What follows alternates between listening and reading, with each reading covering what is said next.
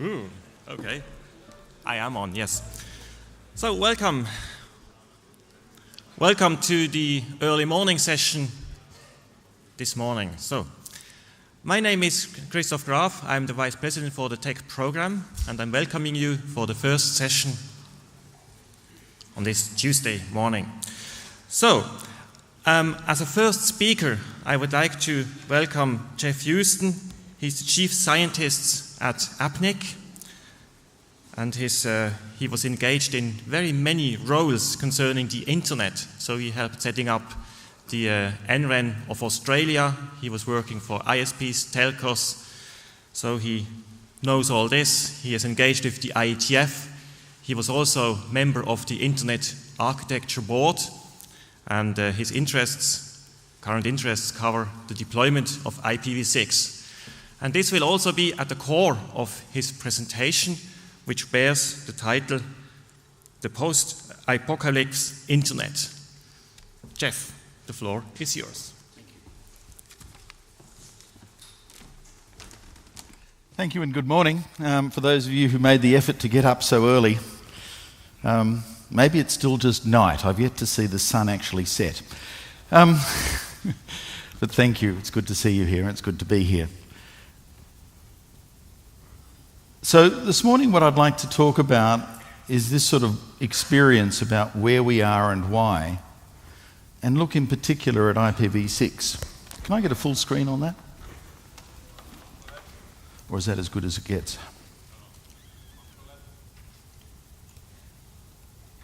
Wonderful, thank you.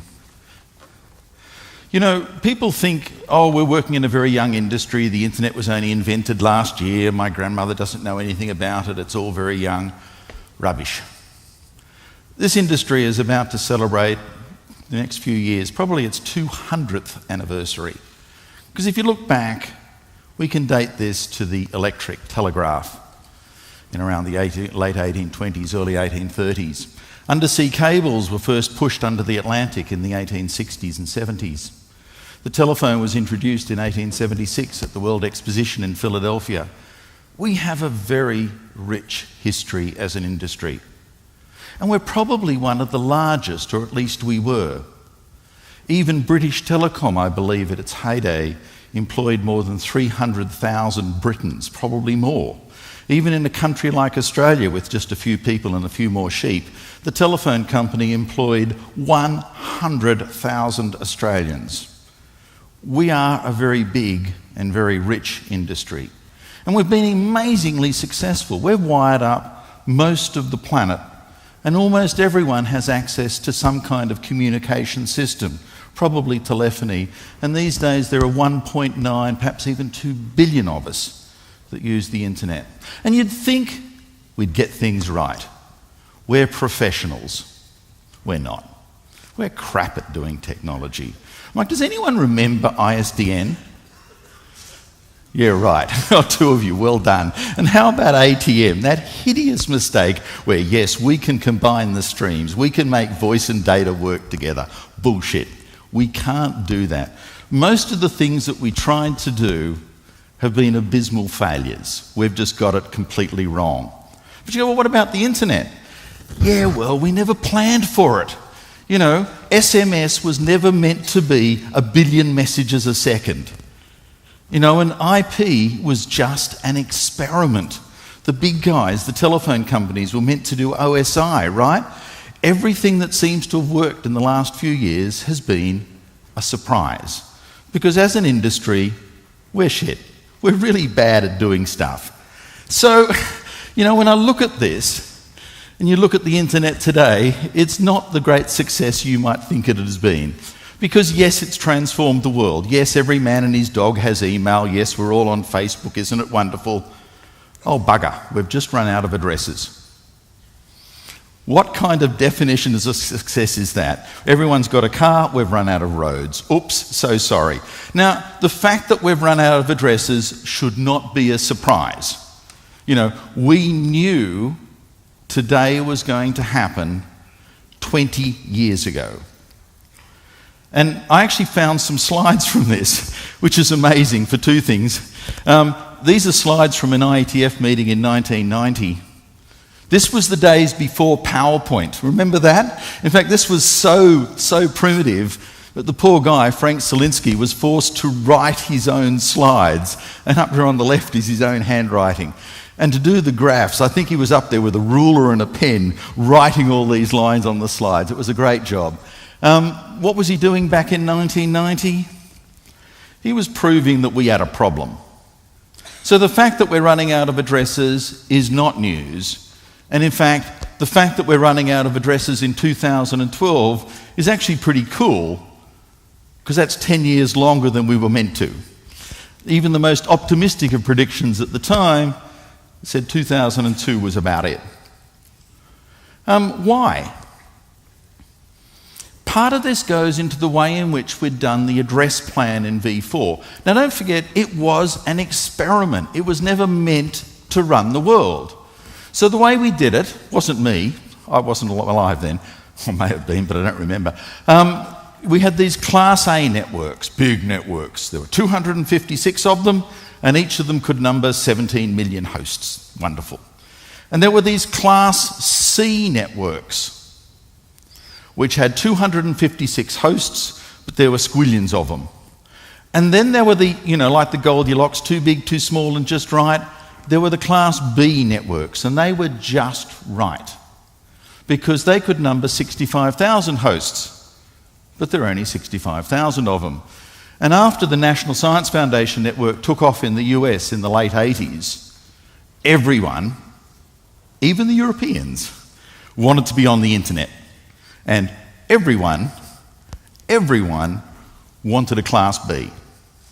And it was pretty easy, even then, to predict that at that scale we were going to run out in a few years. So what did we do? This may come as a surprise to some folk who teach networking, who still teach Class A, Class B, Class C. But we stopped that 20 years ago, truly, it's gone. We said, right, that's it. Let's eliminate the fixed boundaries, and let's just allow you to have as many addresses as you need. So there's no more too big, too small, sort of right, but not. Let's actually make it accurate.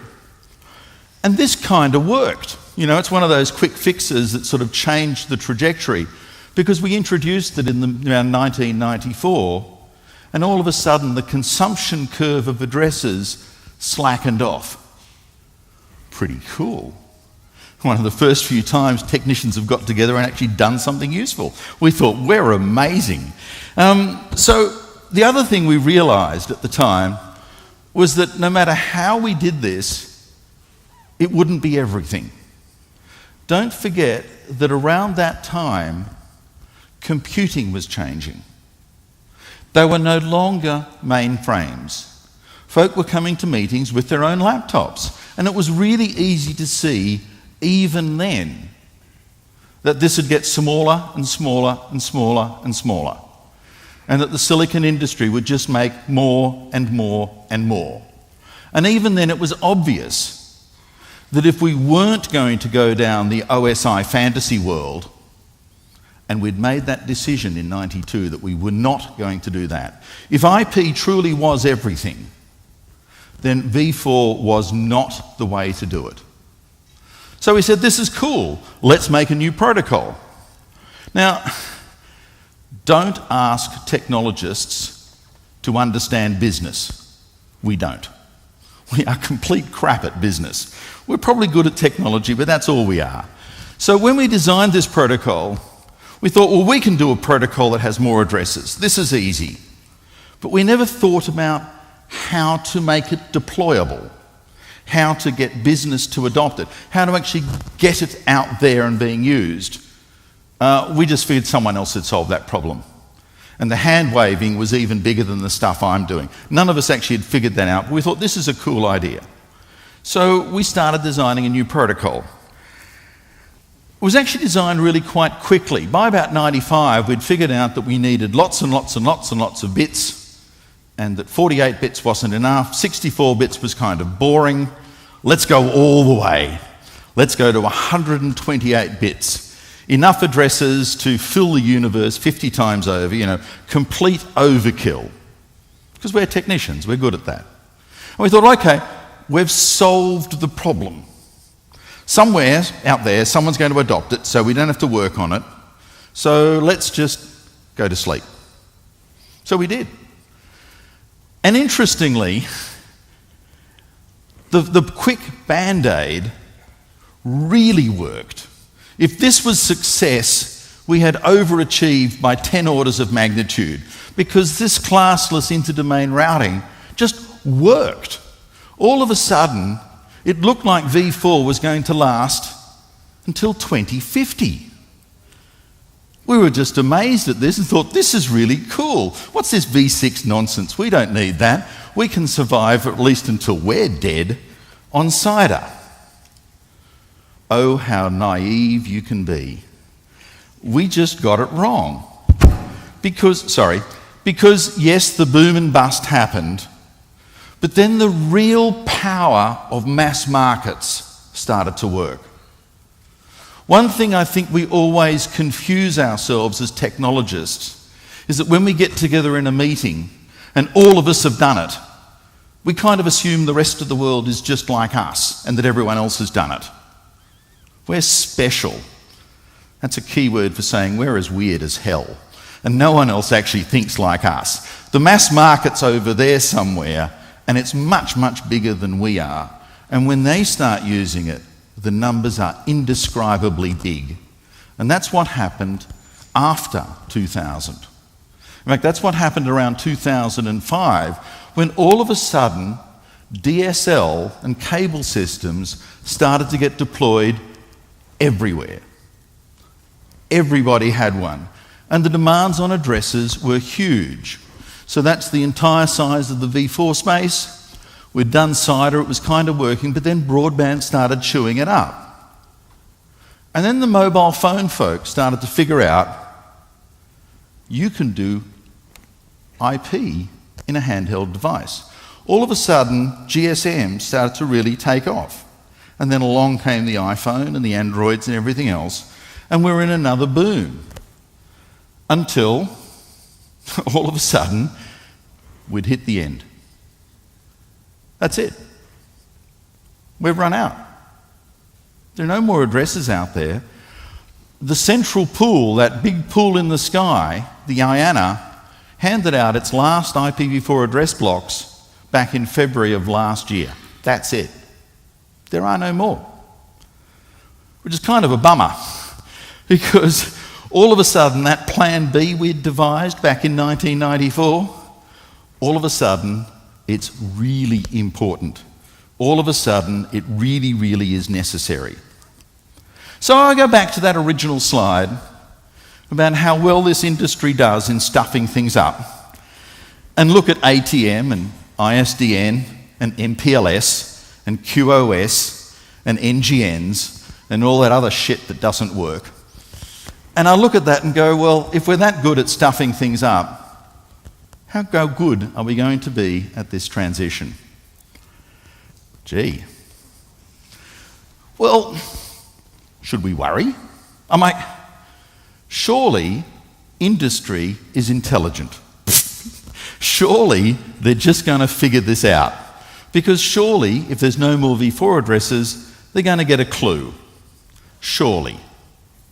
You'd think. Because when we go back, some things that this industry did were sort of natural.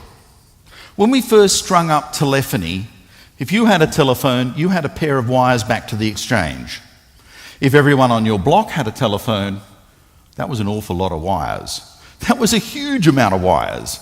And by the time we really got good at stringing up wires, the limiting factor was how many things you could put on each pole before the pole fell off under its own weight. So we were really good at stringing up wires, and that wasn't a very good idea. So we transitioned, and we transitioned into electronic switching, into virtual circuits. It's really hard to get a picture on virtual circuits because they're virtual.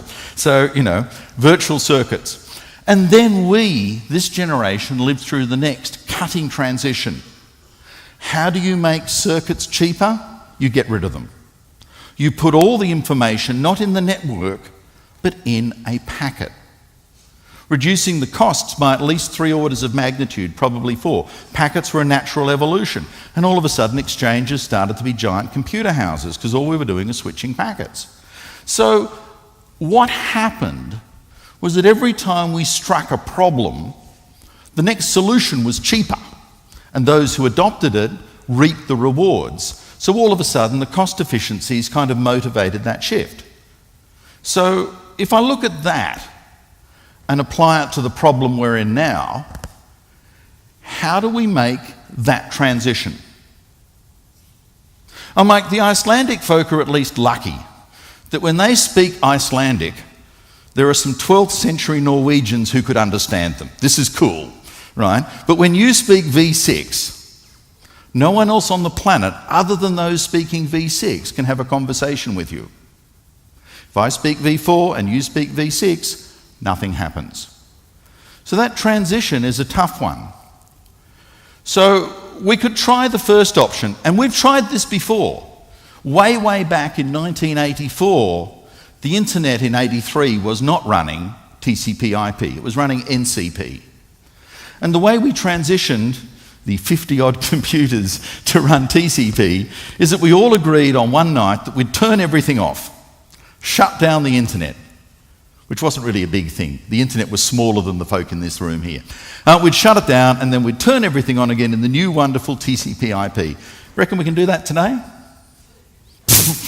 You've got to be joking. So, that's crap. We're just too big. That is never going to happen. Scotch that idea. So the next idea, it's sort of like this. Well, some of you will start to do V6 and a few more will start to do V6, but we'll all keep on running V4 and a few more, and it will sort of all take over. And this was such a good plan, we even got a graphic for it. The green size of the internet keeps getting bigger and bigger. The blue line, which is the amount of V4 that's left, gets smaller and smaller. Whoops. And, the red line, which is V6, sort of comes up and takes up the slack. And the theory is that over there on the right, the world runs V6 before you have to get rid of the last address, before you have to chop down the last V4 tree. Well, great plan. You guys haven't done it. No time left.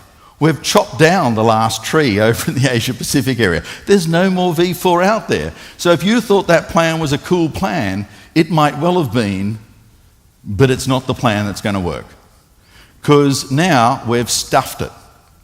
We actually stuffed it ourselves. Why? Because we failed to give the industry pricing information about scarcity. We were handing out V4 addresses for free 10 years ago, and we were handing them out for the same price 1 year ago. And so industry said, talk to me about scarcity. I don't see it. Addresses are no more expensive. So the industry just ignored the entire situation. Oops. So now you're faced with something that's pretty shit. In fact, it's really ugly because we can't make V4 last long enough because we've run out. So all of a sudden, those NATs that you run, your service provider is going to have to run. So all of a sudden, we're going to see carrier-grade NATs. Carrier-grade is sort of this excuse for it costs a whole lot more and works far worse. And that's really what you're going to get on. Crappy equipment in the middle of the network. Good luck. And if you really want to make this persist, NATs aren't going to cut it. All of a sudden, we're going to be running application-level gateways. Think about that for a second. What's the most what's the most valuable thing that happens on the internet today? Well, it's Facebook, it's Google, it's eBay, it's Amazon, it's even Eve. What makes it work? What makes it work is that those guys never had to ask your ISP for permission. They set up a server in London, and no matter where you are on the planet, you play it. Because your packets can get to the server and back again. Your packets can get to anywhere and back again. And they don't need permission from the carrier. Your ISP doesn't need to know you're running Eve. In fact, the whole idea is your ISP doesn't know you're running Eve, doesn't know you're running BitTorrent, doesn't know you're accessing the Pirate Bay. The whole idea of the internet was end-to-end clear transparency. That's what created the most valuable businesses we know today on this planet. So what are we doing? We're killing it. If you go down that path, you destroy all of possibility of any more of those businesses ever appearing. Because once you get to application level gateways, only the applications we have are the applications that get supported, none others. So all of a sudden, this transition looks really, really crap. Because all of a sudden, to get us to V6, we're going to break V4 first. Break it badly. And the solutions are going to be really, really weird and send really, really bad signals to the market. Because what happens when I buy a carrier-grade NAT? I'm Telefonica in Spain. I buy carrier-grade NATs all through my network. I spend 10 million euros. How long does that equipment have to work for to justify that expenditure? Am I prepared to rip out those NATs in 6 months? A year? 10 years, possibly. Because when I buy equipment, it's meant to work forever. So all of a sudden, if I start investing in this kind of alternate transition, it's not short-term anymore. I have an interest as a commercial entity in not going to V6. All of a sudden, my money is going in an alternate direction. And the risk is, because we're professionals at our job and we're really good at it, we start creating really crazy technology that kind of works for a small number of folk. That's the problem. So how do we manage that problem? How do we kind of keep the eye on V6? How do we keep our momentum? Because right now, we're getting awfully distracted. Right now, in between the mess of stuff with virtual private networks, with next generation networking, with MPLS on steroids, oh sorry, I forgot the latest buzzword, with SDNs. None of this shit is ever going to work unless you have clear and open addressing at the foundation of the network. You can't build this shit on V4. So whether you like SDNs or not, if you're going to build it on today's foundations, you are wasting your time. It won't work. So how do we try and get focus back on doing 6? Because for the last 10 years, none of us have had that focus. We've all forgotten about it. So this is a really, really hard question. So let's have a look at the data. How many folk run V6? You are a strange bunch of people, because none of you should have put up your hands. Statistically, you're an anomaly. When Google look at the world, 0.6% of users that go to Google choose V6. I think Google are optimists, because at APNIC we've been doing similar measurements across the entire world, and we measure upwards of 600,000 users every day, poor unsuspecting users who silently in the background get tested to see if they can fetch a URL which is only available in 6. And across the entire planet, it's less than 0.5%. Less than 1 in 200. And it's been like that for years. That graph is from 2009. This is not an up and to the right curve. If this was to scale, where's 100%? It's up on the 10th floor. In other words, this is a line that's flat at the bottom. Now, it's bizarre. It's bizarre because, oddly enough, that doesn't reflect all of the industry. If I can get to some of the major transit networks across this planet, I can run V6. Because all of the big guys, the big trunks, do V6. And interestingly, even this iPhone has V6. And almost everyone in this room, I'll go further, everybody in this room is running V6. Everyone has a stack. If you have something from Windows, it has V6. If you have something from Apple, it has V6. If you have some other Unix variant, it has V6. So if all of you had V6, and you do, why didn't all of us put up our hands? Why aren't all of us running V6? Because there's a problem. The last mile, whether it's on copper, on fibre or on radio, doesn't do 6. And doesn't ever look like it's going to do 6. So when we talk about progress in V6, we have to come up with a new set of adjectives. And whether you talk about a time frame that's glacial or even geological, that's how long it's going to take us, because nothing is happening quickly.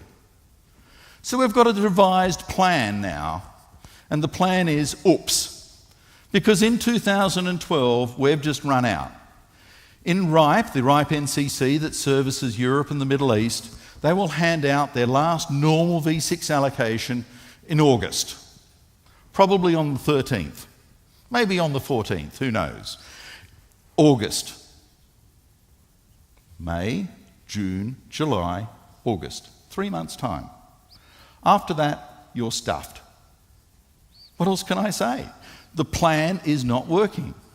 So how are you going to get V6 from 0.5% to 100% anytime soon? This is not good. The last mile is resistant. It's not in the radio systems, apart from Slovenia and a couple of carriers in Norway, as far as I can see. It's not on the copper. None of the access infrastructure supports it. This is really, really, really challenging. And the real question is, why are they so disinterested? What's going on? I always thought the answer was economics. And, you know, this is the scale of economic thinking out there. If it doesn't work first, keep on trying. It might work eventually. Because in the fine print, what's going on is that when we created competition and dismantled the telephone industry, we got rid of those huge monopoly margins. We got rid of the money. Your cable provider might charge you 25 euros a month. But it costs your cable provider probably around 21 or 20 euros a month. Their margin is 5 euros. Now, you might ring up their help desk. Bad idea. Because an average help desk, if it's answered by someone in the same language, in the same time zone with a clue, costs 100 euros to get the phone answered. So every time you ring up for support, their margin they're going to make out of you goes. What happens when you start running V6? It's complicated. Things don't quite work properly. Has anyone seen the white screen of death? You go to somewhere and instead of even the hourglass showing, just nothing happens? That's what happens when you get a path MTU problem in V6. What happens when things move glacially? Well, that's what happens in Windows XP when it gets the dual stack wrong. All these problems, subtle and insidious, bring themselves up, and this industry can't afford to service them because we got rid of all those margins. All of a sudden, the industry is saying, we can't do it. So this is hard because deploying V6 is expensive, running CGNs is expensive, and running ALGs is even more expensive. This is difficult. So we've made it exceptionally difficult by deregulating. And now it's not, will we do V6 or not? Now everybody has a plan, and the plan is all different. Google has a plan. Facebook probably has a plan, we hope they do. Verizon have a plan, but they're all different plans. So what's the plan for all of us? There is no plan. No one's in control. It's just market forces. God, I should be talking about market forces in Iceland. You guys know about market forces. They're vicious and unpredictable. And the outcomes are never what you think they should have been. So just remember that when we deregulated, we gave up control and we gave up the plan. All that's left is market forces. And we're all going to run out at different times. In Asia Pacific, China, India, Australia, New Zealand, that's it. The party's over. We're redlined already. And you look a bit brighter and what you see is the rest of the world is going to run out across the next 4 years. Right? 13th of August. Aaron, probably a year later, down in South America, a bit later, and so on. What does that mean? Well, did the Americans have a problem? Well, no, because it's not happening to them. Do you have a problem? No. And you're behaving as if you don't, because you can go to the RIPE NCC tomorrow and you can still get an address. Lucky you. So you don't have a problem. You know, we actually don't assess future risk properly. None of us do. Why the hell are you on this island? It's the most geologically active island on the planet. Things could blow up any second, yet we've all come here. How good are you and I at assessing future risk? We're shit. Otherwise, we wouldn't be here. So, think about that and think about assessing future risk with V6. We just don't do it right. We are contradictory. And what that means is there's a real credibility problem. Until we've run out ourselves, we don't believe it's happening. Until it happens to us, it's not happening. So all of a sudden, while Asia has a problem, America and Europe look on and go, isn't that funny? And they do nothing. And they wait for the cliff as well. So all of a sudden, we're going into this transition period at different times with different trajectories. And it's possible and likely that we're going to start producing different solutions. Why? Does anyone remember their plan from 5 years ago? I don't. What about 10 years ago? What was your plan for networking? I have no clue. It might have had something to do with MPLS. I've forgotten. And when I keep on hearing folks saying, transition will take many years, this is bullshit. Because if transition takes 20 years, after 10 years, we've forgotten that was what we were doing. Because this industry has no retentive memory. Neither do I. None of us have retentive memory. We just go on with the current day's problem. So when you talk about transition taking 10 years, what you're really saying is, we're not going to do it. We're not going to do it. So wow, when we look at what we were doing in the past, it's that same issue. The longer the period of transition, the higher the risk it's not going to happen. So by the time we sort of get to 2015, one network might well have disappeared. And that V6 heads off into some vague corner so that all of a sudden we've forgotten what we're doing and we're busy into transition technology muddles. Don't think that one network was natural. Anyone who lived through academic and research networking in the 1980s with BitNet, UUNet, UUCP, X25 networks, Cosine, this plethora of shit that everyone invented. And they refused to do someone else's. We'll never do that again. What's the voltage in this country? 220. What's the voltage in America? 110. What's the voltage in Europe? As a world, building one thing technologically is really, really difficult. We can't even decide which side of the road to bloody drive on. So if you think that keeping one network through this transition is a natural, you're on mind-altering substances. It's not natural, it's really hard, really difficult, and probably not going to happen. So this is really tough, because markets are going to divide us, not unite us. So if we really value openness, if we really value everything that happened in the last 10 years, if you really have a dream that you can invent a web application that makes Facebook look old and tired, and instead of making $104 billion, in 5 years' time you can make $300 billion, if that's your dream, you're not doing a very good job. Because we're about to sacrifice openness. We're about to rip it apart. Because the network is now going to become cluttered with middleware and toll gates. And that's what the carriage providers want. The telephone companies never wanted to build the internet because previously the phone company controlled the service, controlled the wire, controlled the application, controlled the margin, controlled you. And in 70 years, the best thing they could do as innovation was the fax machine. That was it. We ripped all the money out of that industry. We gave it to Google, we gave it to Facebook, we gave it to Amazon. They're the valuable players. The telephone companies want their money back. They haven't forgotten and they're angry. And one way of getting their money back is to clutter the network with middleware and extract rental. You want to see my users? Pay my fee or get stuffed. I've done a deal with Bing. They're paying me more than Google. My users see Bing. We're going to do that because we're good at it. We're going to break openness because that's going to be natural. That's a problem. For you and me, well, I'd hope for you, certainly for me, that's not the network I intended to build. I think it's wonderful that I can talk to anyone, that I can send packets anywhere. I don't have to ask permission.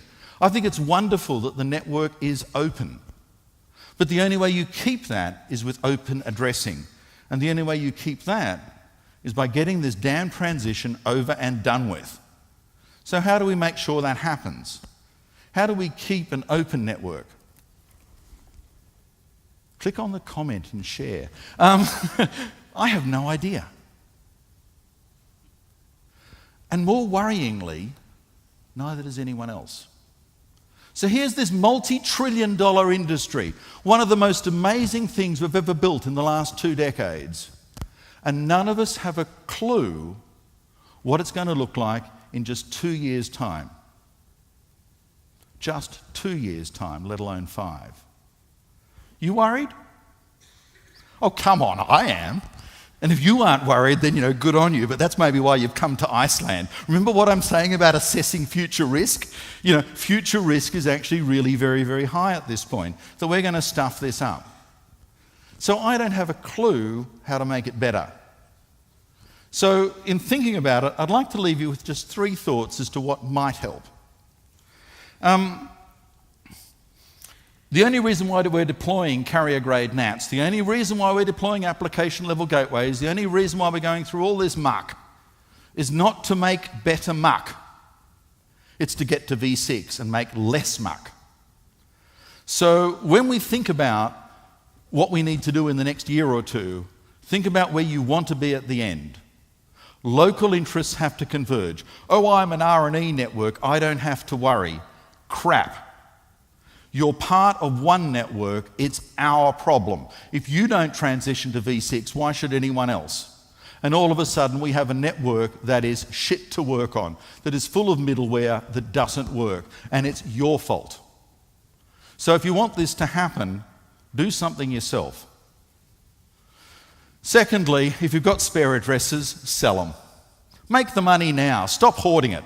Why? Because addresses are there to be used. Stop sitting on them. Get them out there when they're needed. Folk are deploying these mobile networks at a rate of tens of millions of new services every day, is the way it seems. Certainly every month. 300 million new of these things in this year alone. We need addresses like crazy, and we're late on 6. Stop hoarding addresses. Put them out there. Let them get used. So stop trying to make soft landing. Stop trying to say, well, I'm behind the NAT, but I'm going to sit on addresses. Make some money, sell them. Let someone else who really needs them use them. Yes, there's going to be a market in addresses. Well, that's the way it's going to work. Because the alternatives are even worse. And thirdly, Stop mucking about. Do it today.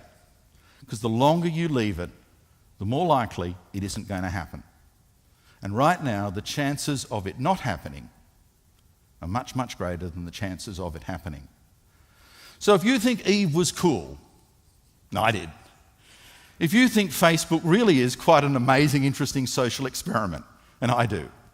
If you think Google is one of the most astonishing things around and Wikipedia really works, and if you'd like to see more of those, then what you need is a network that's open. What you need is a network that has a future. You know, I was struck in coming to this island that when I went to the National Museum, there are all these things dating back from the Middle Ages made of wood. And you look around the place and you go, where the hell did they get the wood? Well, the answer is, there used to be trees and they chopped them down. This is not the only island that's happened on. There's an island down on the other side of the Pacific, Easter Island. It used to be a heavily forested island. And at some point, they got down to the last tree. And don't forget, the only way off the island was on a boat. And the only way you built a boat was with wood. And when you chopped down the last tree, that was it. I sure as hell hope we don't get into that situation. So if you want V6, do it now. Thank you.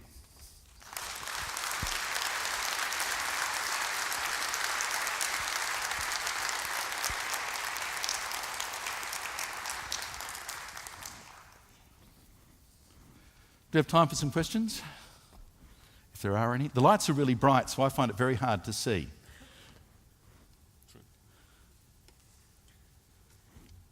Questions to Geoff? Oh, over there, yeah. There's a man with a microphone coming towards you, evidently.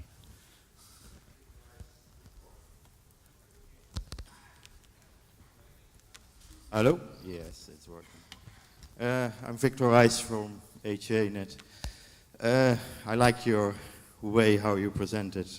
I admire you, so thanks very much. One thing, APNIC wants to work on IPv6. So we want to do testing still, how to get to IPv6, how to stimulate our clients and so on. We tried to stimulate them, it didn't work, at least for the past 10 or 15 years. Perhaps we are now going to do a stupid thing. We are going to test the carrier-grade nets. What is your advice? Should we go that way, or should we say, don't do that? And so what's your advice about how to stimulate the utilization of IPv6? This is very interesting in terms of, don't forget that if you actually turned on V6 on a local area network today, everything on that network would start using 6. Because every Microsoft stack, unless you've actually gone into the registry, has V6 up and running. Every Mac has it there. So in some ways, stimulating V6 is simply a case of getting it to the last mile. You don't need to do anything else other than that last mile. And it's the last mile that's the problem. Oh, there are all these security issues in V6. Oh, crap. It's the same issues in V4, to be perfectly frank. The subtleties are slight, but don't let that get put off. We turned on V4 without knowing a thing about security, didn't we? It seems to have worked, sort of, didn't it? Well, obviously you're all here because it does. Stop trying to wait for perfection. Turn it on. So the first advice is turn it on. Before you do the CGNs or anything else, turn it on. And make sure all of your universities stop blocking it at the front gate. Turn it on.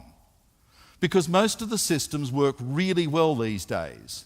Once you've actually got the latest versions of macOS and Safari, or you've got the latest versions of Firefox or Chrome, these days dual stack goes faster than a single stack. With happy eyeballs, this stuff is quick, much quicker than it used to be. The experience is now worthwhile. Turn it on. What about carrier-grade NATs? Unless you're short of addresses, don't deploy them. They really are shit. They really, really are shit. And when you start running out of binding space, as you will, because applications are then going to start blocking and start doing dummy traffic to keep their binding. What's the first protocol to go? UDP. What's the protocol that Eve runs on? UDP. Once you start experimenting with this stuff, all you do is get a funny taste in your mouth that this is really more revolting than anyone ever thought.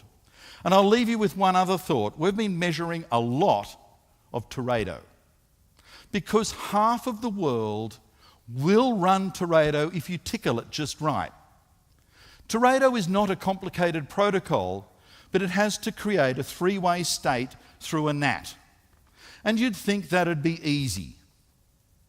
45% of all the Teredo connections that we see in our experiments, and we experiment with 600,000 poor unsuspecting users a day, 45% don't complete the connection because Teredo doesn't work through all of the NATs. NATs are so fundamentally broken that most protocols, unless it's a simple HTTP GET-RECEIVE, can't work. So, as far as I can see, if you want to play with disaster and see how crap the world is, buy a CGN and play. But if you think you're doing a service to your users, think very, very hard. Because my suspicion is you're not. You're just hating them. And for a service provider to hate its customers, this is not a good idea. Because we've got problems as an industry if that's where we're landing up. So if it's an alternative, do 6, honestly. Thank you. Thank you very much. Let's give Geoff a hand. Thank you.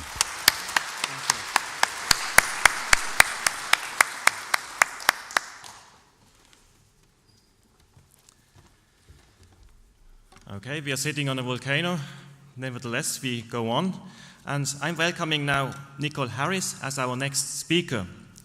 Nicole was instrumental in setting up the UK Federation, and now she is instrumental in bringing that beyond the UK.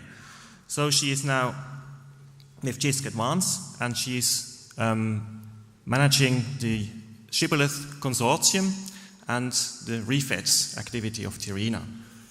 Nicole, the floor is yours.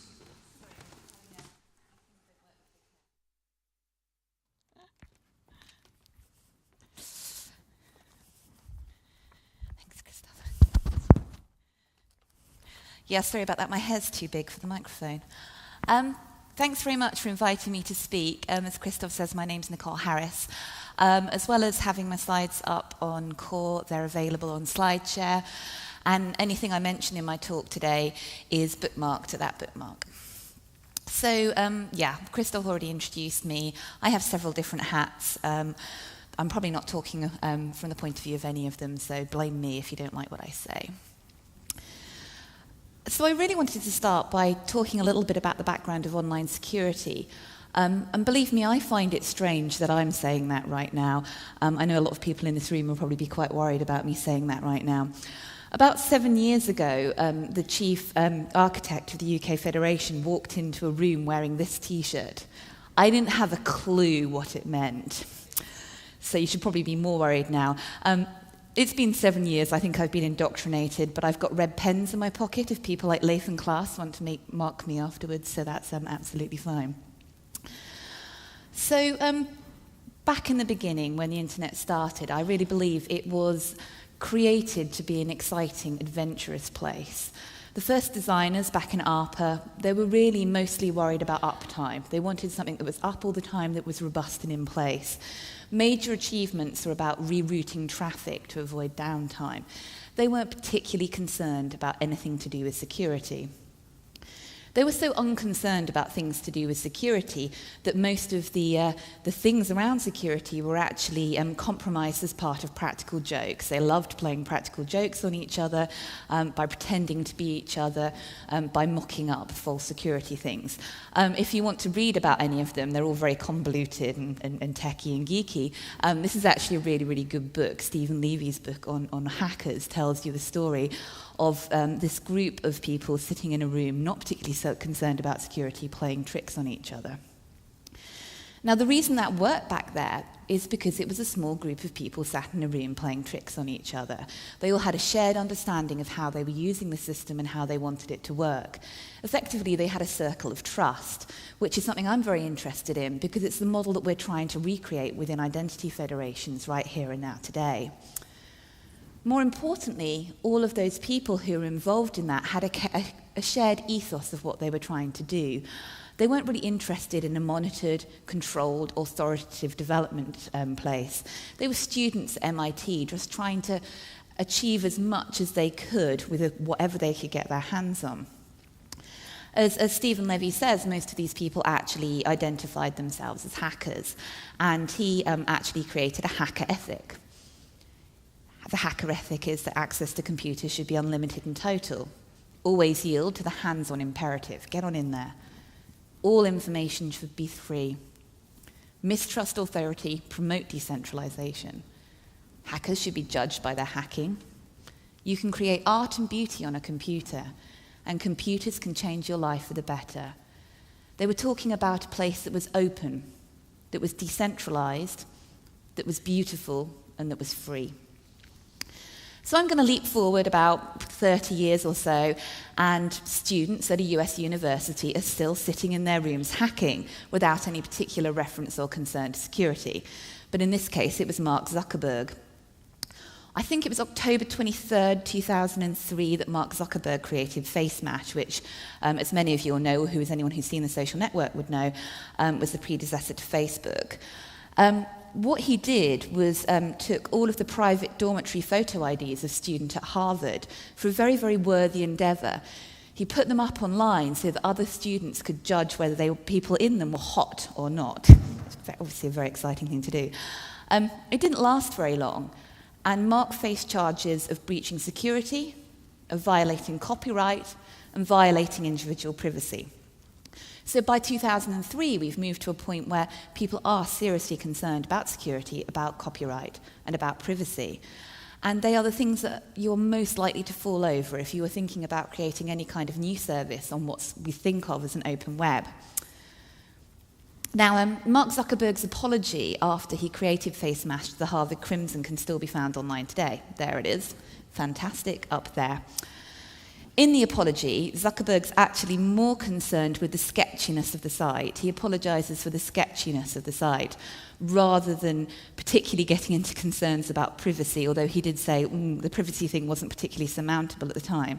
So he was more worried about the usability and effectiveness of what he had created than any concern about the security and privacy violations that people had. What's quite ironic about this is you can actually now like that on Facebook. So that's how we've moved forward. I've kind of leapt from the beginning of the internet straight through to Facebook without particularly referencing the web, which is the area I work in. I work purely on web identity. So we probably should leap back to there to create the rest of the story. So 1991 now, Tim Berners-Lee and his team, of course, started looking at and creating the web, looking at concepts of HTTP and HTML. And this is actually a quote from Tim's original paper on the theme, which was March 1998, I believe. So in it he says, many of the discussions of the future at CERN and the LHC era end with the question, yes, but how will we ever keep track of such a large project? This proposal provides an answer to such questions. So this is Tim proposing a way that we can move forward, predominantly from a usability point of view. He's worried about how can we make better use, how can we better manage our projects. He's worried about usability. More interestingly, perhaps, are the non-requirements in the paper. So discussions on hypertext have sometimes tackled the problem of copyright enforcement and data security. These are of secondary importance at CERN, where information exchange is still more important than secrecy. Authorization and accounting systems for hypertext could conceivably be designed, which are very sophisticated, but they are not proposed here. We did not propose a web that was concerned with privacy and that was concerned with security. So you're probably wondering what my point is now. So where do we go from here? Is security and privacy actually a concern in the environment we work in? Well, given that I and most of the people that I'm here with make a living out of security, I really hope it is. I think the point I'm trying to make at the moment is something has changed. Our thought patterns have completely shifted, and our work patterns have completely shifted. I was struggling to try and find a way to codify and explain this change the other day, and I was really struggling to put it into words, really struggling to put it into a slide. And then I happened to be watching a certain film. I'd love to tell you that it was a seminal piece of work by a really important artistic director. I'm not going to tell you what the film is, some of you will probably recognize it, but I think it helps describe what's happened with the web in quite an effective way. So in the film, two people are having an exchange about why something in particular should be kept secret from the general populace. And one person asks, why the big secret? People are smart. They can handle it. The reply they get is, a person is smart. People are dumb, panicky, dangerous animals, and you know it. 1,500 years ago, everyone knew the Earth was the center of the universe. 500 years ago, everyone knew the Earth was flat. And 15 minutes ago, you knew that humans were alone on this planet. Imagine what you'll know tomorrow. For me, this sums up the way we've moved forward as we've developed the web, and why we're suddenly having to struggle with huge challenges around privacy and security. The simple biggest change is it's no longer that group of highly intelligent geeks sitting in a room enjoying and playing practical jokes with the infrastructure that they have. Right now on the internet, all of us are dumb, panicky animals, and we need protecting. So, a while back, I thought it would be quite a good experiment to ask a bunch of people I know how they actually see the internet. We spend a huge amount of time messing around with services and functions and processes and policies for our users. We sit in our little rooms and we define all of these. I've personally never really taken the time to say to people, what does all this stuff actually mean to you? Of course, we've done usability studies, we've looked at features and functions and processes and gadgets and tested them with people. But I wanted to take a step right back and say, is this making sense at all out there for any of our typical users? So I asked people to draw how they see the internet. I had something very specific in mind when I phrased it in that way. I phrased the question specifically. So several very kind and noble souls agreed to do this for me, and several kind and noble souls are letting me show you what they actually came up with. I'm not a psychologist or analyst of any sort, but I really enjoyed getting people to do this, and it really makes me think. So this is from a fellow employee at JISC Advance, who I'm actually going to be hiring to draw all of my slides from now on, because they're obviously too clever. This was a 19-year-old university student.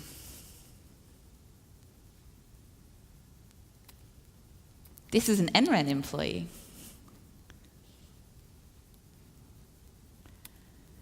Sorry, you can't see this one very well, but I had to include it because that's my mum.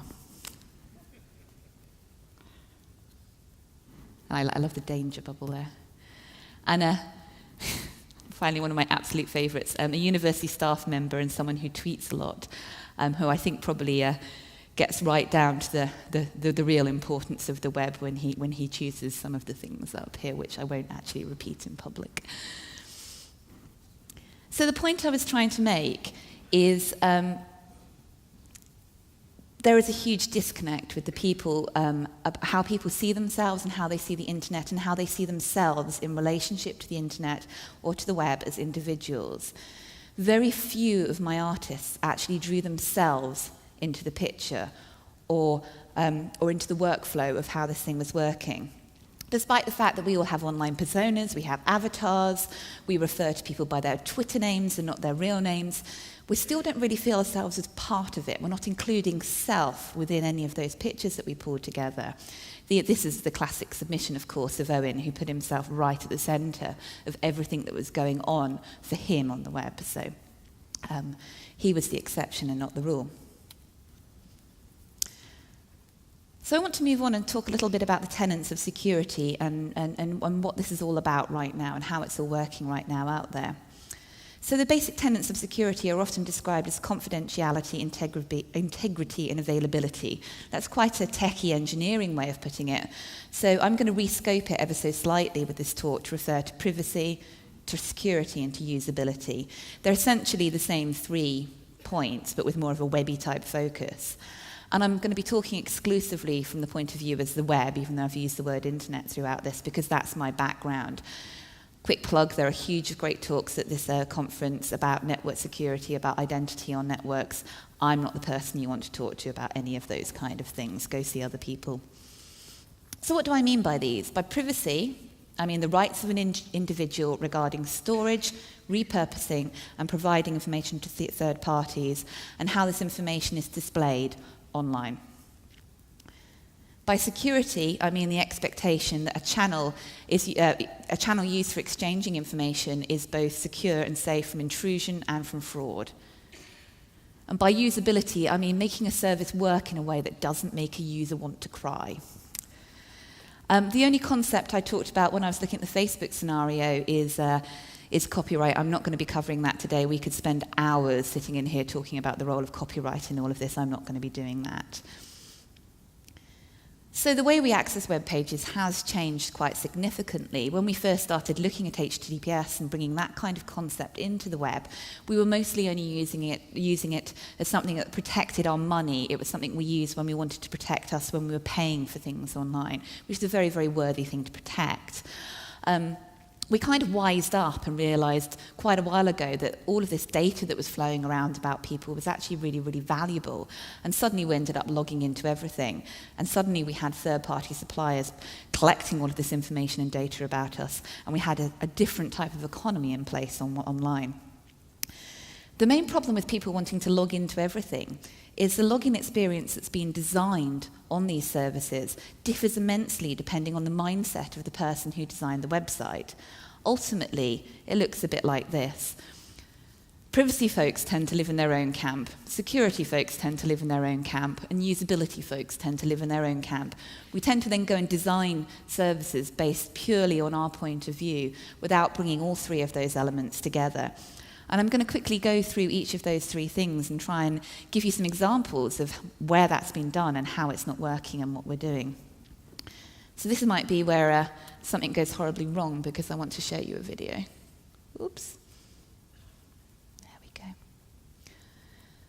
So this is a webcast of me just trying to do some research. I don't know how well you can see it, but some of the points will hopefully come out. Recent experiences, usability really, really sucks online if you're trying to log into anything. It sucks really, really badly if you're trying to use any kind of academic resource. When I think about the usability of logging in right now through this kind of process, I tend to think of a poem by Dr. Seuss, which is actually the title of my talk, and it's called All the Places You'll Go. And that sounds like a really positive, upbeat thing, but unfortunately, in the poem, our protagonist in the poem spends a lot of time down in the slumps. He gets lost on his journey. He wants to go somewhere exciting, but he gets completely lost in the slumps, which is pretty much what's going on here. This poor guy, first of all, wants to be doing something, doesn't know where to go. He gets abandoned by the people who are accompanying him. He gets stuck. He finds himself in a slump. He starts to get depressed. Once he gets depressed, the poem goes, "You will come to a place where the streets are not marked. Some windows are lighted, but mostly they're dark. A place you could sprain both your elbow and chin. Do you dare to stay out? Do you dare to go in? How much can you lose? How much can you win? And if you go in, should you turn left or right and 3/4, or maybe not quite, or go around back and sneak in from behind? Simply it's not, I'm afraid you will find, for a mind maker upper to make up his mind." Every time I'm trying to log into a resource these days, those words often go through my head. It's often impossible just to understand, where do I go? What do I click on? How can I make this work? Unfortunately, what happens is this. At the end of the poem, within this section of the poem, the person ends up in the waiting place. They find themselves unable to go anywhere, unable to complete their journey, unable to enjoy what they're doing. And as you can see here at the end of my search for fairy dust, I'm literally stuck in the waiting place. I've gone through all of these cycles, every step promising to take me closer to what I want to achieve. I'm still absolutely no closer. It's one thing to spend a huge amount of time and effort if you are united with your fairy dust article at the end of it. This much pain for such a poor result has got to be unacceptable. So what about security? I really don't want to be too mean for the security camp, because I've found that people who are serious about security usually do a very, very good job. And conversely, I've also found that people who do security really, really well also manage to pull off a pretty good user experience at the same time. I think maybe if that gets back to the hacker ethics I talked about earlier. When security online is bad, it tends to be people who are not really serious about security, but about what we could think of as a show of security, or security theatre. The concept of security theatre, obviously coined by Bruce Schneier, who I referenced right back at the beginning of my presentation, was about security theatre online. It's become pseudonymous with security checks at the airport these days, which we've all suffered.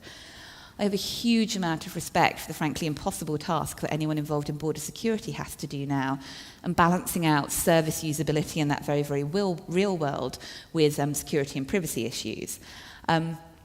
Through this, I've become a bit of a collector of stories about security failures at the airport. I've become a bit fanatic about them. And one of my favourites comes from a writer called Jeffrey Goldberg. He writes for The Atlantic over in the US. And he tried to get, well, actually he didn't try, he successfully got through security wearing one of these. It's not a catheter, as lots of people often ask me. This is a beer belly.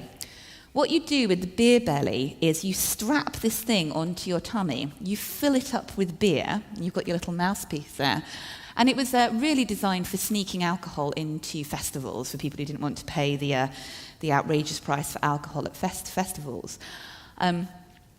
Women, don't worry, apparently they also do a wine bra, so you don't have to have a fat belly, so that's absolutely fine.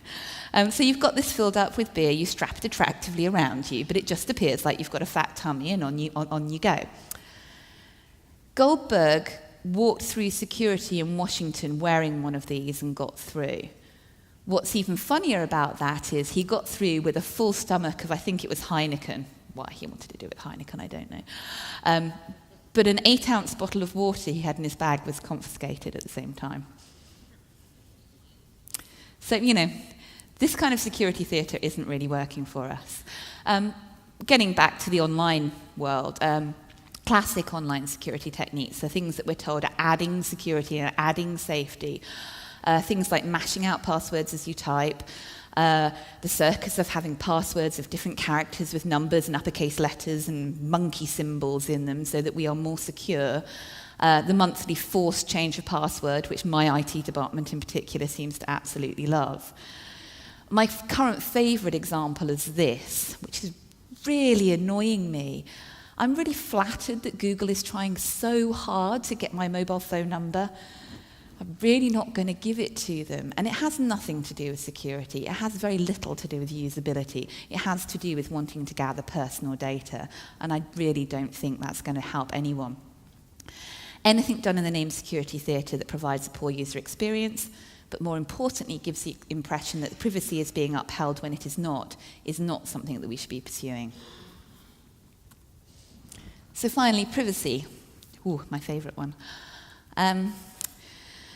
So over the last few years, particularly within the people that I work with, particularly in the identity management space, the federation space, we've had many, many long and detailed and arduous discussions about online privacy. It's a hard area. We're very interested in privacy as identity federations. One of the main features of federated access as we rolled it out was to say to users, hey, you can go to this third-party resource, it's absolutely fine to use it, but we should only be releasing necessary information to that third party, and we can help you do that. We've often seen that mistaken for a complete reluctance to release any kind of information to providers. And that's absolutely not the case. This should be about facilitating services in the best privacy and security ways that we possibly can. We want to facilitate effective uses of service for our users with an appropriate level of privacy above it. That should include the release of personally identifiable information if it supports the use of the service. When we're looking at these, we tend to think about protecting ourselves from the sort of big evil commercials who are out there who want to steal our precious personal data. We think about, being saved from the evil that is Facebook, and why do they want all of this information about us? But in my experience, they aren't actually the worst offenders at all of this. I recently needed to renew my driving license in the UK because I'd changed my address. In order to make this seemingly very, very simple change to my driving license, which is a legal requirement, we have to have our current addresses on them.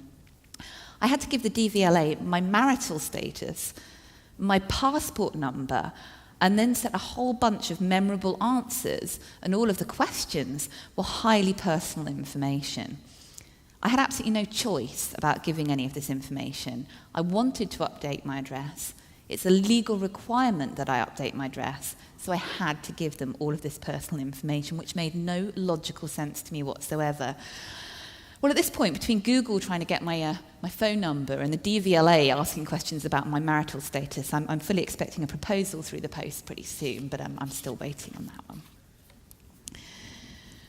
So as I mentioned, we've spent a long time discussing identity federations, a particular focus on the idea of privacy and the idea of consent within privacy. And when we talk about consent, we often think about that tick box that allows a user to explicitly say, yeah, absolutely, I agree to that information being released. I'm not going to go into great detail about that right now, mostly because I think Andrew's in the audience and I might get things wrong. But most of the conclusions that came out of that was that approach really, really doesn't work. By using a tick box approach, we very rarely get proper informed consent from the user. And often, as in my case with the driving license, there's no consent at all. You just have to do it. So we spent several years within the Identity Federation world discussing all of this. So it's been quite amusing to watch the fallout, really, around the new cookie laws, or more correctly, the EU e-privacy directive, requiring sites to do exactly that, requiring sites to implement a tick box approach to getting users to agree to using cookies. The one-stop approach to accepting and rejecting what is, in fact, a whole range of really complex technical approaches. That's got to be entirely ineffectual. There's a whole bunch of complicated things going on behind the scenes on websites with cookies, and just going, yep, okay, doesn't really achieve the aim that we were set out to when we were looking at e-privacy and when we were looking at the e-privacy directive. The only thing this typically achieves is destroying the user experience, destroying my usability. And I love using the example of the ICO because it's just so ugly. But then again, their site's not great in the first place. It is, of course, possible to do this better. I'm not saying we can't meet these objectives. So to give you a few examples, I think Janet's done a reasonably good job of trying to elegantly pull this into the design that they've pulled together. Another interesting approach, which I have to thank Reece Smith for, is BT. This is their solution to getting users to better understand the cookie laws and how they're affected. And you can drag this across. So you can choose to have strictly necessary cookies, functional cookies, or targeting cookies. You can't choose to have no cookies, which is interesting. And I think that's entirely reasonable because a lot of our websites just don't work if we don't have those cookies. I think we've got to the point now where we are finding solutions to this strange, weird, and wonderful law that's been placed upon us. However, whilst these solutions are achievable, we've yet to learn whether any of this work and whether any of this significant financial investment is actually going to have the net effect of improving privacy online. I'm afraid I'm quite sceptical about that. So what are the issues? As I mentioned earlier, the sort of main issues with this tripartite arrangement is that people responsible for each area tend to work in isolation, they work on different agendas, they work in their own camps, they end up with different end goals. Of course, the people within each of those camps can often have a very limited understanding of how the other area works. I think one of the rarest commodities we have at the moment are lawyers that have a really, really good technical understanding. It's one of our biggest barriers. And that void often leads to conversations where we produce a piece of paperwork and we're looking at it going, well, this means I have to do this technically. We then get the response, oh, that's not really what we meant to do. But by that point, we already have a policy, a law, a directive, a piece of legislation that can only be changed via a very slow and painful process. I don't think that's a problem that's restricted to the people who are creating laws, who are creating policies, who work on that legal side. Often when we're thinking about the usability side, we'll often try and find a workaround. We'll go for the best workaround we can find for skipping through all of these things so we can provide a better user experience, but we're not actually addressing the things that we either legally have to do or ethically should be doing to protect our users online. So what can we do to actually improve any of this? Well, I guess I could simply just say here and go, can you three people in these three camps all please talk to each other more and try and do things better together? Please don't come to me and say, you've got to do this, it's the law, just get on with it, unless you've provided an elegant, technically sound solution to do that. And please don't ask me for the 8 to 12-digit password unless there's any real specific evidence that what you're trying to achieve with this will actually improve security. So I want to close with some pieces of advice from me on how we could actually get through some of this. I'm beating Geoff, I've got 4 points, he only had 3. Drop the drama. We've really got to stop using security theatre online. We've got to stop trying to convince users that going through hoops and hurdles is actually going to do them any favour, and actually focusing in on how can we really improve security? What are the measures we need to take to make sure that, this is actually a safe and secure environment for our users? Unusually, a piece of advice is follow the crowd. Normally when we're designing websites, we want people to be innovative, new, have a striking website. But if you're designing access and identity management into your site, it's going to be an awful lot easier for users if you follow the patterns that everyone else is using. Actually, things like the Facebook login, the Google login, whilst people may worry about the security of the data held by those two people, are actually providing a common experience that our users are understanding and engaging with really, really well. So we need to follow the crowd. We need to be a bit more generic about our design around access and identity. We've really got to ditch those ticks. We've really got to accept that a tick box approach to trying to get people to sign up to privacy really, really doesn't work. And again, will not meet the aims you are trying to achieve. It will just confuse users. Users will typically just ignore it. And finally, the very, very enigmatic don't see unicorns. Lots of people in this room have heard me say this several times, and it can be a bit strange. But what I'm trying to say with this is it's don't flog the horse, really, but taken a little bit further. We've got to stop creating legislation that just makes absolutely zero sense in the world that we live at the moment. If we can't actually technically achieve what you're writing down on these pieces of paper, there's no reason to do it. And we, on the technical side, have to take responsibility too. Yes, we can go away. Yes, we can invest money in designing these things that help meet this legislation or try and find some workaround to this legislation. But we need to get ourselves at the table when the legislation is being put together, making sure that our voices are heard and making sure that people understand that we are actually concerned about these points too. So I'm going to stop there. Thank you very much for listening, and I'll leave you with some final sage words from Dr. Seuss.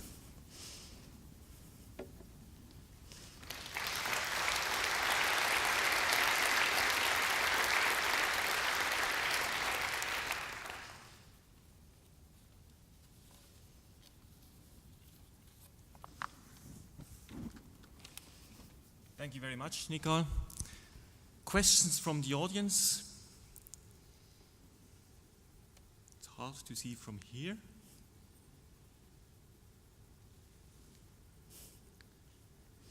That works for me. Then I have one. Well, you mentioned those 3 camps, and you are engaged in quite a few activities dealing with middleware issues, federations, identities. How much are you dealing with those individual camps? So are you treating them equal, or?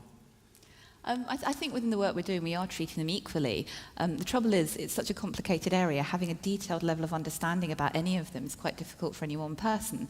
So it's very natural for us, when we're looking at writing, say, constructing a federation, to say, oh, let's let the policy people go away and write the policy, and that's fine, off you go. And you designers, you go over there and you design the interface, and that's fine. And then we all get back together and we bring these things together, and then we're trying to fit them together, and it just doesn't make any sense. So although we do all work within the same groups and we are all in the same working groups, I think we do need to do a bit more cross-fertilization to make sure we're not doing that. So that they are basically doing a decent job, but they are doing that on their own and not linked up in the way you would like to see it happening. Okay, questions from the audience? Comments, questions? If not, I would like to thank Nicole again. Thank you.